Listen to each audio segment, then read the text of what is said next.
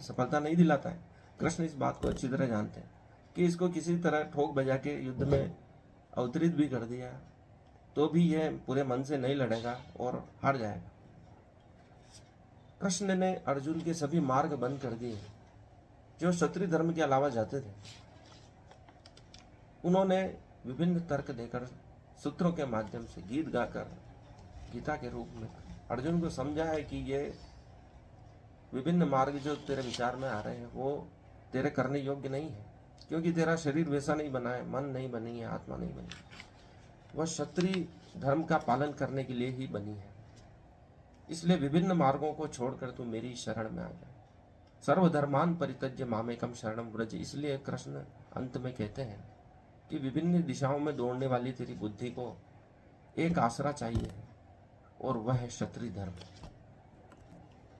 मित्रों, हमें भूतकाल की, भविष्य की चिंताएं सताती हैं और हम वर्तमान में नहीं रह पाते हैं। उन विचारों को नोट कर लें, लिख लें, डायरी में नोट कर लें, जो हमें भविष्य की ओर ले जाते हैं कि मुझे बाद में यह करना है, भूतकाल में यह करना था। उन सभी चीज़ों को नोट कर लें। नोट करते ही आप में भविष्य के विचार आने बंद हो जाएंगे, भूतकाल के विचार आने बंद हो जाएंगे और आप वर्तमान में टिक पाएंगे। इसलिए जितने भी विचार अर्जुन के मन में आ रहे थे, कृष्ण उन्हें बोलने के लिए कहते थे कि तेरे मन में जो भी आ रहा है तू बोलता रहे, प्रश्न पूछता रहे, मैं उनका जवाब दूंगा। जब वह निरुत्तर हो जाता है, उसके जब सभी प्रश्न समाप्त हो जाते हैं, तभी वह वर्तमान में टिक पाते हैं। यही अवस्था प्रत्येक मनुष्य की है कि मनुष्य के प्रश्न समाप्त नहीं होते हैं, क्योंकि उत्तर देने वाला कोई है नहीं। इसलिए वर्तमान में हम यही कर सकते हैं कि हमारे सभी प्रश्नों को हम नोट करते जाएं।